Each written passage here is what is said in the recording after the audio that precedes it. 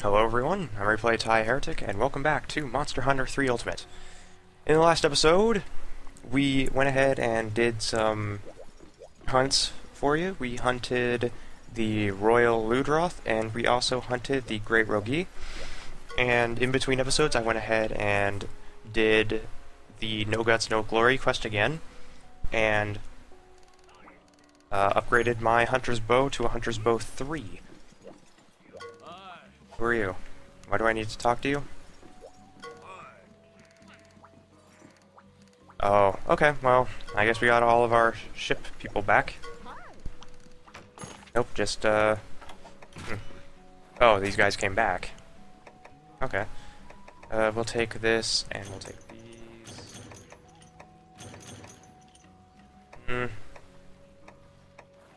Yeah, we can sell these steel eggs for a good price. No, don't cancel the voyage. Go to Dark Waters. And you go to Dark Waters. There we go. And in this episode we're going... Wow, that was a bit of a delay. And in this episode we are going to do one of my favorite hunts. We're gonna go hunt a Baroth in leading the charge. Let's see here, we're going to want... escape artist. No. Actually, none of these are good. I guess escape artist will do just fine for us. And depending on how well we do with this quest, we'll probably wrap up the Star 3 Moga quests, which we only have 2 capture quests left. So here, I have everything I need, right? Oh, another thing that I should note is, I went ahead and gemmed my helmet with a stun decoration, so now I no longer am affected by stun. So that means that while I'm wearing this exact armor set, I will no longer be stunned by any monster that can deal stun. Okay, I have all of my... Okay, good then. Let's go hunt ourselves a Baroth. The Baroth is probably one of my favorite monsters to hunt. It's, as I said before, it's just a really fun fight. Grab ourselves a cleanser. Take the cool drinks, we could always use them. Okay, take a ration. And load on a paint coating. Okay, and away we go.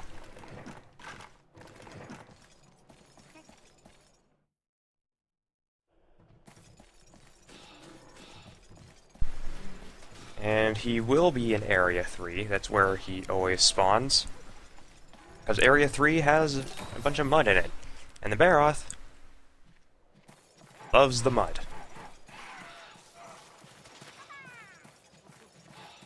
Here. I don't really have much to talk about currently. I couldn't really talk about Pokemon X and Y since I haven't been really doing much. Anyways, meet the Baroth.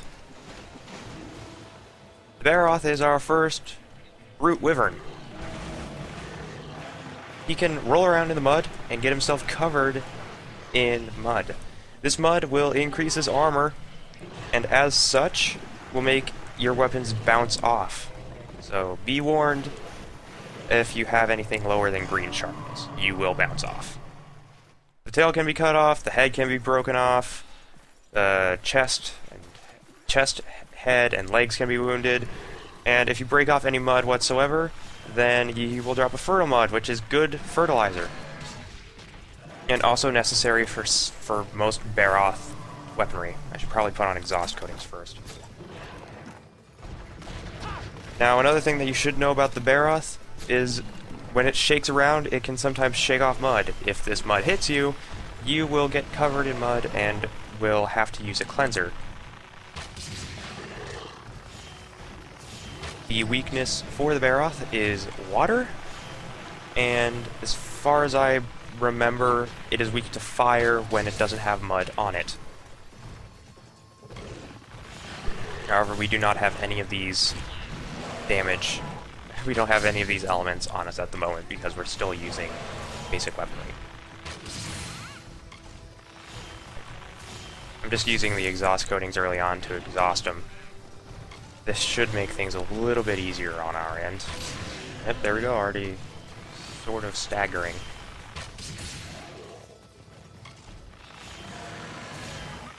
For those of you needing some of these items, you probably won't be able to take them off when you're in low rank.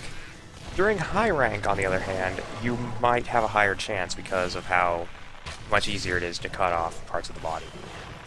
It's just that the head is the strongest part of the body, and I'm pretty sure, even in low rank, it requires a blue sharpness weapon to cut off.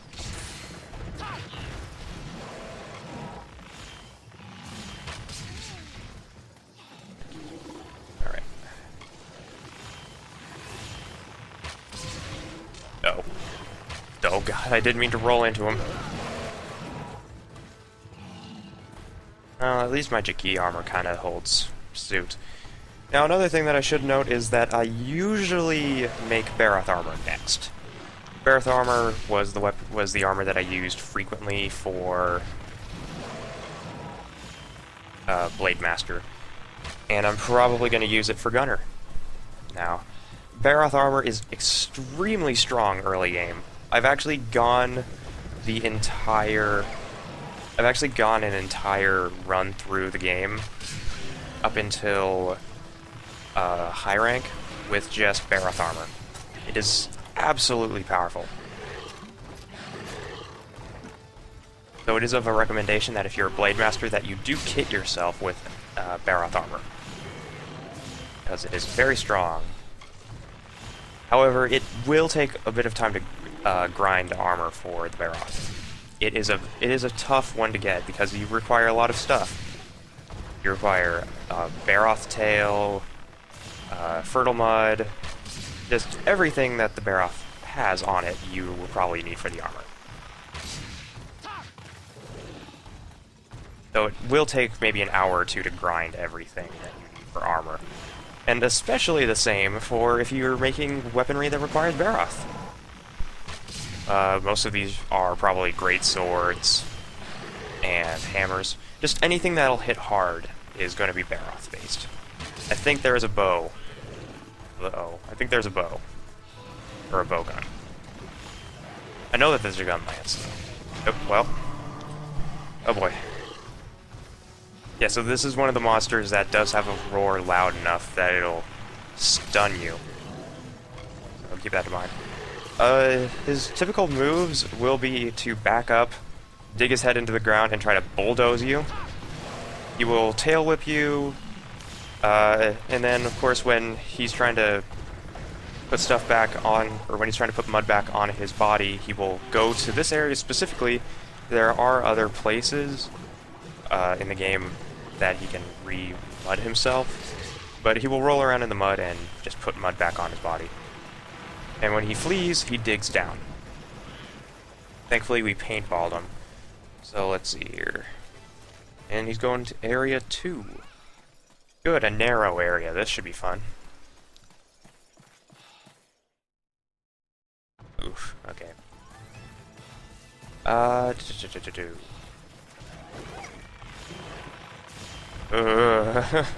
god. Okay, that was a close call.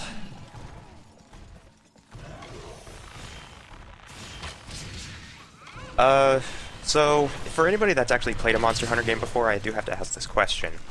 What was your first Monster Hunter game?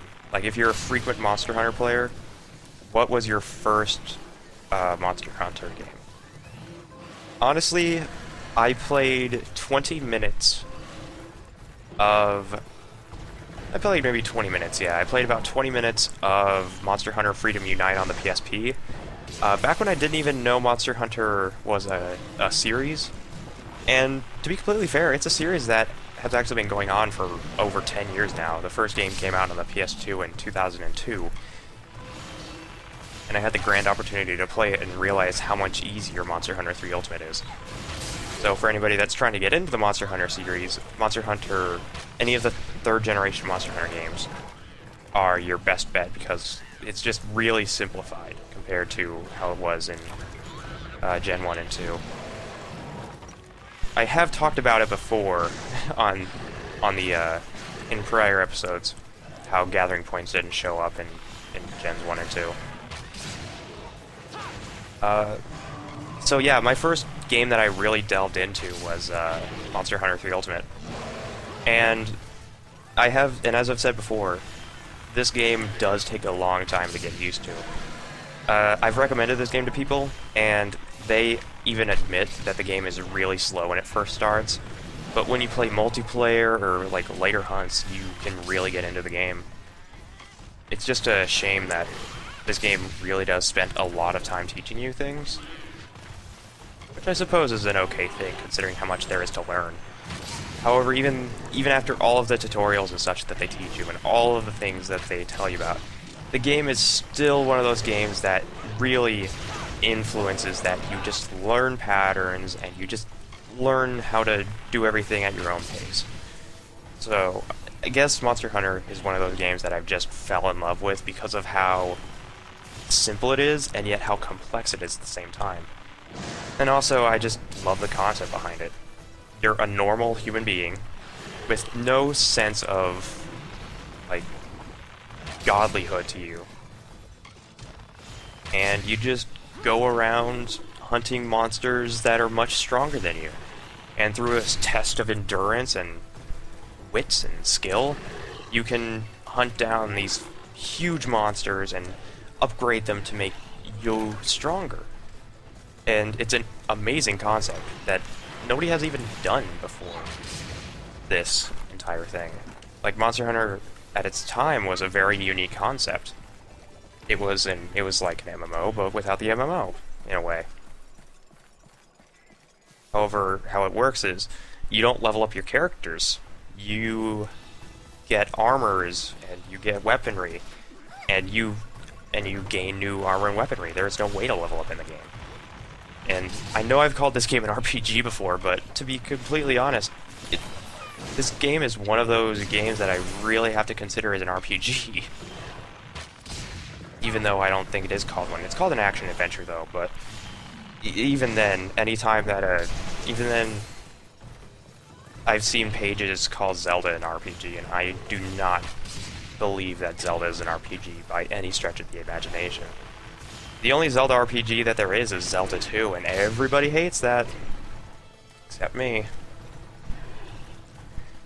I don't want to really go into ranting about...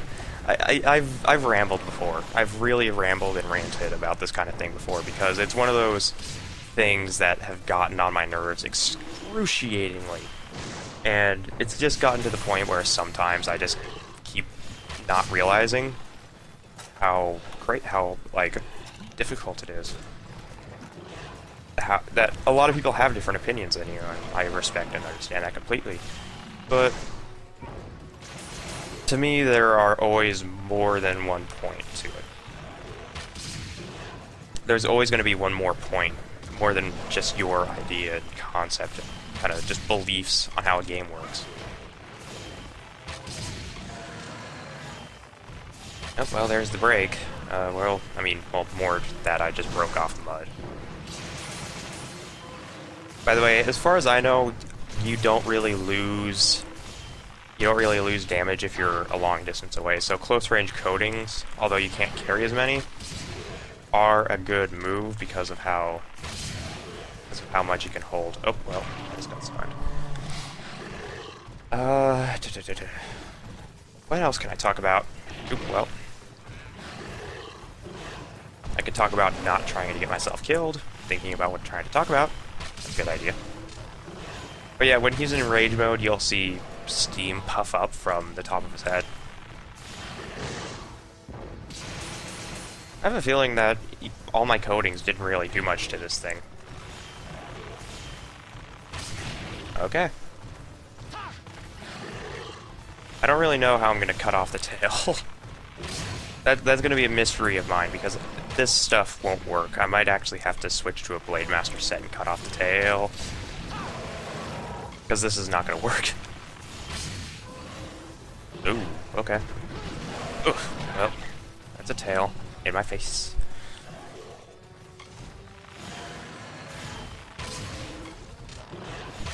Whoa, okay. Okay.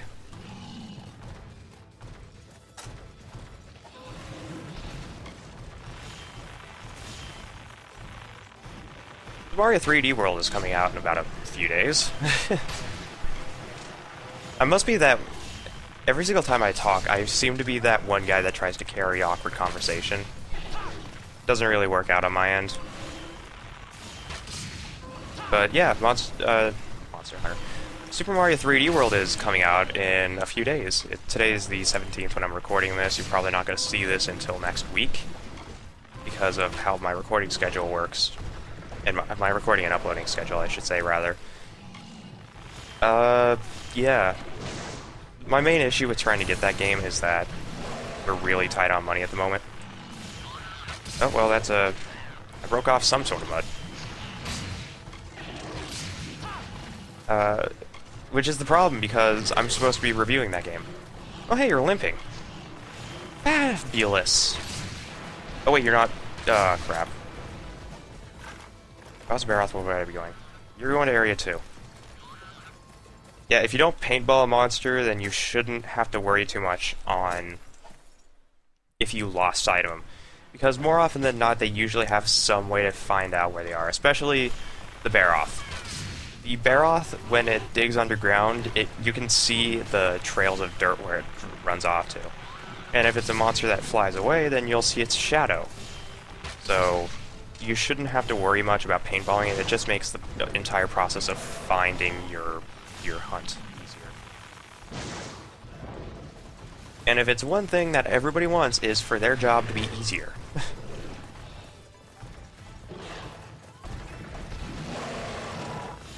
I guess I can talk about real life. I'm taking online courses. I decided that I finally wanted to take the jump, and I'm taking online courses for C++ programming. Because I want to further my education, because my lifelong goal has been to develop video games. And it's one of those goals that I've just been hell-bent on doing my entire life. Where you going, buddy? Where you going, Scooter? I think I lost him. Oh wait, no, I saw the puff of dirt. He went back to 3. 3 is usually his final resting place. So this should be fun. Just use an arc shot. Get a couple hits.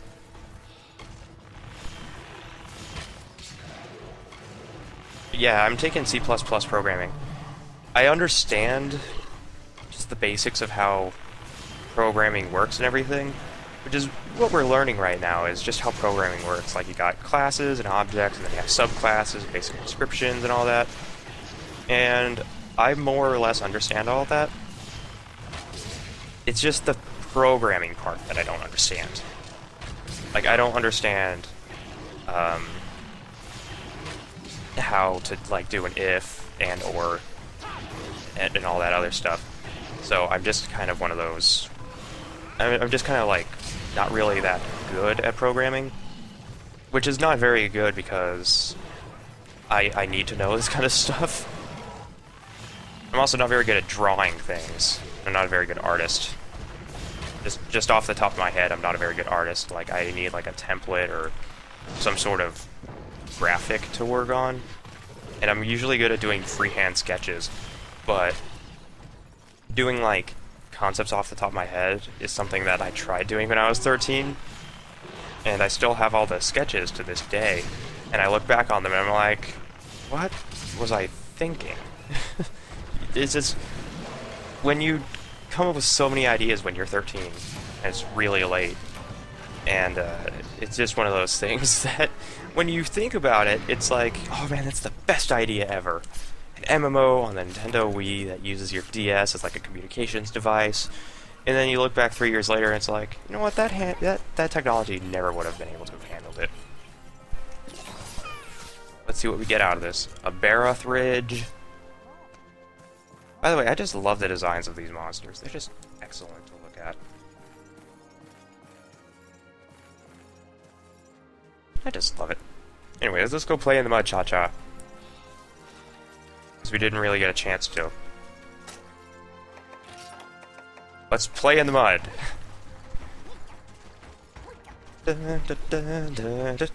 No,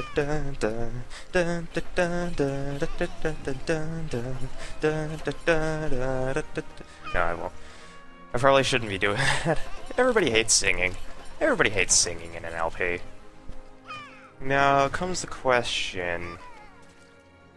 That's 20 minutes. Yeah, I'll make this an extended episode. And just polish off the captures. Yeah, it's the largest one I gotten.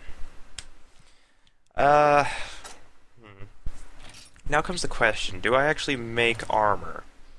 I could make Barroth armor. Alright, time to get the notifications. Alright, got a Barroth here. Oop, oop.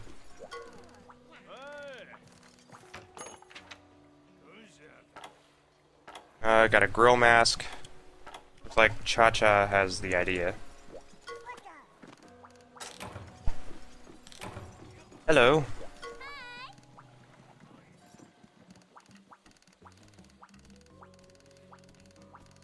Ah, boy, this is the one that everybody hates. This is actually the part that my girlfriend is having trouble with.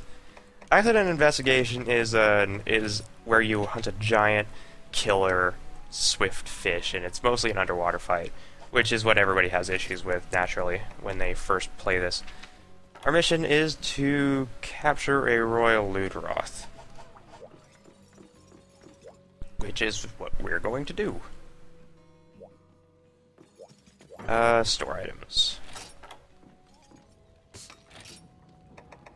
Let's find out how much we need to make gunner armor for this. That's probably a good idea to check. Forge armor. Head. Oh, Barroth. Cap.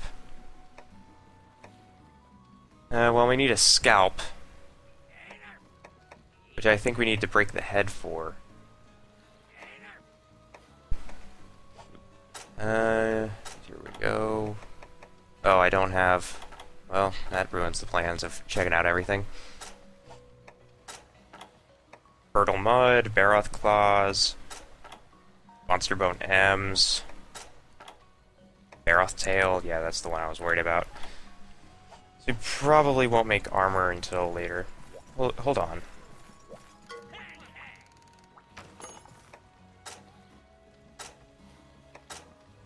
Oh, that's what I saw something like disappearing on my screen for some reason, and it's the weapon that doesn't, it disappears for a brief moment.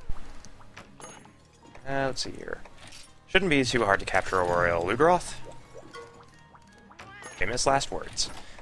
Water bearer, hurler, trainer, swimmer. I'll just go with water bearer since that's what the royal Ludroth is good at. Let's go top off our coatings.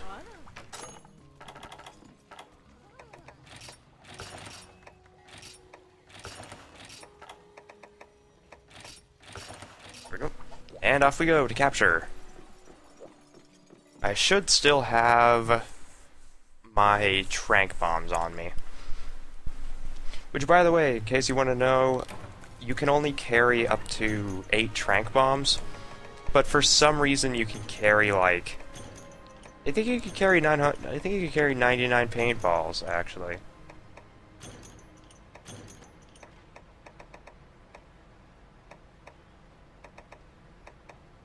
That should be fine.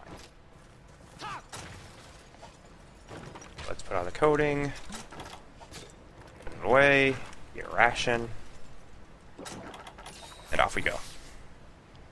Now, the Ludroth will probably be hanging out in Area 5 or 9. I'm thinking 9. Probably 9, yeah. And if not there, then Area 10. If it's not here, here, here, or here, it's probably over here. But if it's not over there, then it's probably over here. Ah, people these days.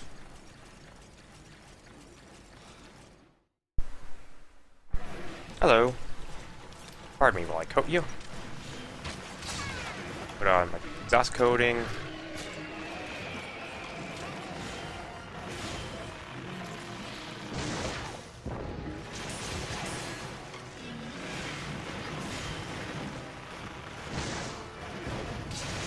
Thankfully this guy is just large enough for most of my shots to hit him. It's good because this will deal a lot of a wallop to his stamina. Exactly what I want. Oh.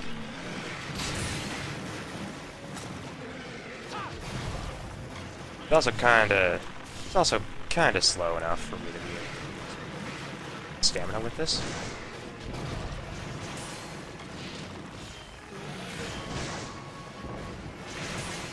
So yeah, if you didn't hear how my recording schedule works in for recording Monster Hunter, I record about 5 episodes at a time, and then I edit them. Then I upload each one in bulk, put them on unlisted, and release them every 3 days.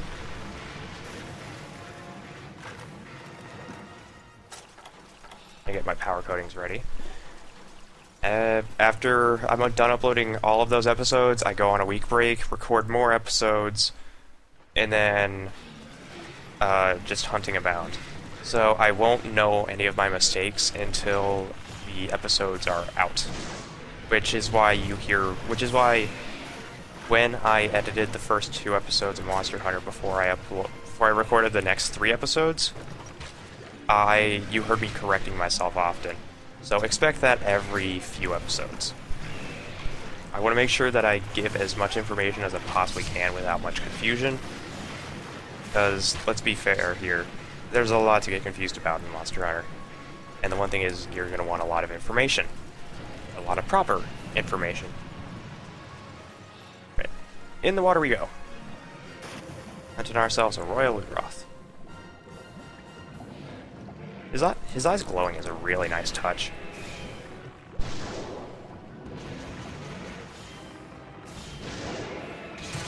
Ooh, that was a break.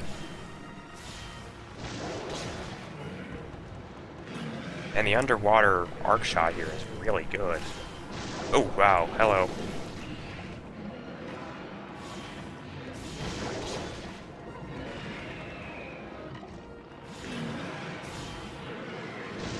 Oh, well. At least he's not strong enough to tear down those pillars. Oh yeah, I should also add, this game has destructible environment. Although not in, like, the sense of battlefield or something. Just the basic stuff. If a monster of a very large size runs into something that's kind of small or something, like these pillars underwater here, if a giant monster runs into those at a high enough speed, like at a ramming attack, then those pillars will actually be destroyed. They'll fall down and everything, and they won't respawn. Which I think is a really cool idea. It kind of adds to a dynamic of this game. And as I've said before, this game has a pseudo-realistic kind of style to it. And I'm actually really glad about that, because that kind of adds to the charm of this game. Because I actually got into an argument, I just got into like a nice discussion with someone about this. How the reason why I like Monster Hunter is because it's realistic, but not too realistic. Because I probably wouldn't like this game as much if the game actually had realistic, like, wounds. Like, each slice added more, like, deep wounds or something. And just, like, got crazy violent and everything, and, like, there was a bit of gore and everything. I wouldn't like this game as much if it had that kind of violence to it. Oh, yep, there goes the pillar. Bye-bye, pillar. This Royal Udroth just destroyed an ancient monument. I'm pretty sure that's against federal law. Oh, wow. I hope you didn't mind an arrow to your face, but that's your punishment for destroying a piece of ancient history. Jerk. Destroy another piece of ancient history. What a dick. Ooh. Jesus. Alright. Time to deal some high shots. Oh god. Yeah, I'm probably gonna have to break. Probably gonna have to break from the fight and heal up. Thankfully, Cha-Cha's on the case. And away we go. Have to load another shot. He's just fleeing. He's not wounded. Oh, cool. I didn't notice that it bursted as well. Huh. I'm learning new things. Let's see here. How's my air supply? Halfway? I should be able to manage a couple minutes underwater.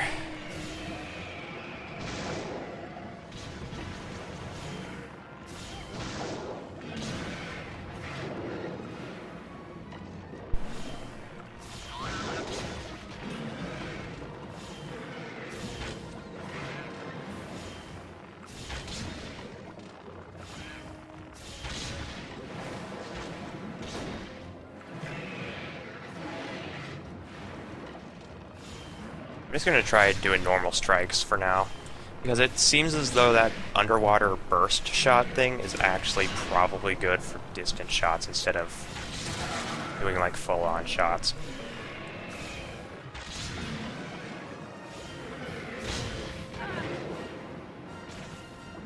Yeah, the one thing that I kind of, the one thing that I really do, I'm actually kind of sad about, and also kind of angry at the same time. I've said this in the last episode, I think. Korea is getting Monster Hunter 4. It's not really much of a surprise because Korea is a part of the continent Asia, which is where Japan is. So it's not really that much of skin off my bones, but it's still kind of sad because it's one of those games where you have a huge fan base in various countries that want this game. And it's usually the countries you barely ever hear anything about Monster Hunter from. Like, I'm actually really curious how many Korean players, like how many Korean fans there are in Monster Hunter. I'm actually really curious about that. You want to tell me? Alright, looks like my oxygen meter's kind of low. I don't know what happens when I run out of oxygen, but I think I have plenty of time to not find out. Alright, I just ran out of coatings. Oof. Probably should have taken those mini oxygen supplies.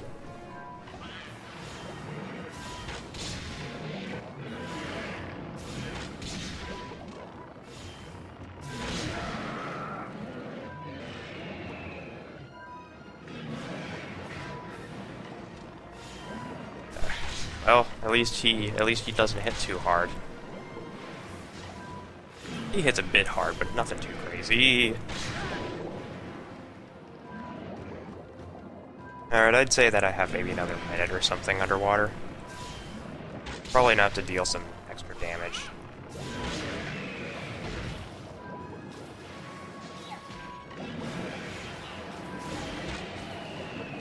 He is angry. Alright, this is where I should cut and run. This is not a good idea if I stay underwater any longer. Go get some air. I'm actually going to take that null berry real quick. Oh, hello. Just wanted to say hi to me? Make sure that I was okay or something? How kind.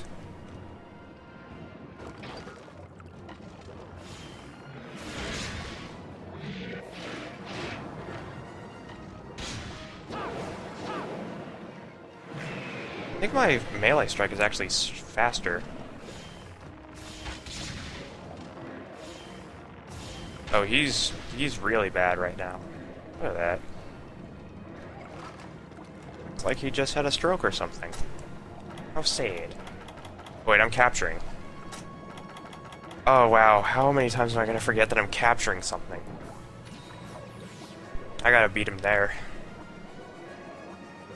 So I can set up the trap and get the... Now the good thing is that you can set traps underwater. It's just a lot harder to do so. And considering that you only really have one trap to use that you get in a capture quest, it's not really a wise idea to capture monsters that are going to be underwater. Especially since most of the water monsters that you hunt, like the Royal Ludroth, for example, especially since most of those go above water at times. Not really the best idea, too. Hey, Royal Ludroth, come here. I want to hug you. Here, buddy. Attaboy. 1 and 2. And now I'm just going to take this time to mine. Why not? Yeah, 36 minutes isn't too bad. Wow, look at how peaceful he is. I hope you don't mind, Ludroth. I'm just going to hang out here with you. Alright, well, thanks for the rest. Nothing more comfortable than a sponge on a Royal Ludroth. Comforting.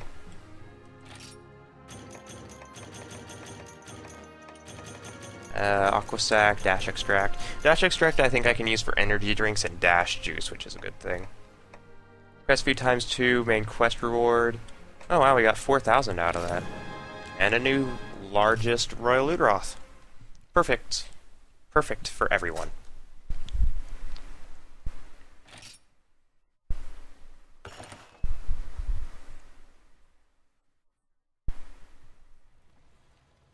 Looks like we have something going on in the farm.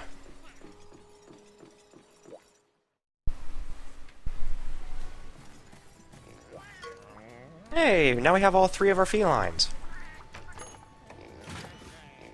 Perfect. Now I can get to work on getting those carpenter bugs ready.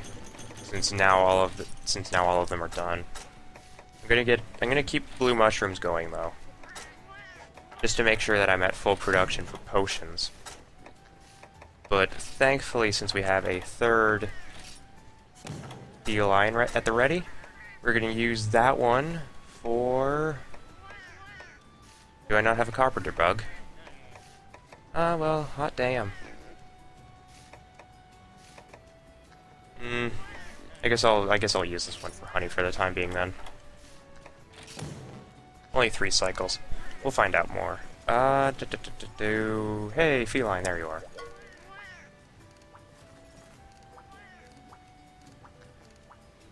Yeah, I'll change your name.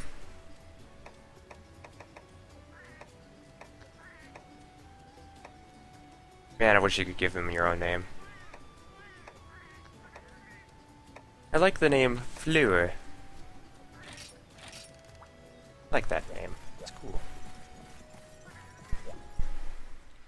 So that's all for this episode of Monster Hunter 3 Ultimate. If you like this video, give it a like. If you want to know more about Monster Hunter, and you want to figure out like carve rates or something, then feel free to leave a question about it in the comments, and I can give you anything, any information about the game that you may need. If you really like all my content, then feel free to give it a subscription. And then in the next episode, we are going to capture a Kurapeko, and then head off to our urgent quest to kill or hunt a Gobul. All this and more next time on Monster Hunter 3 Ultimate. Until next time, I'm Replay Ty Heretic, and I will see you in the next episode.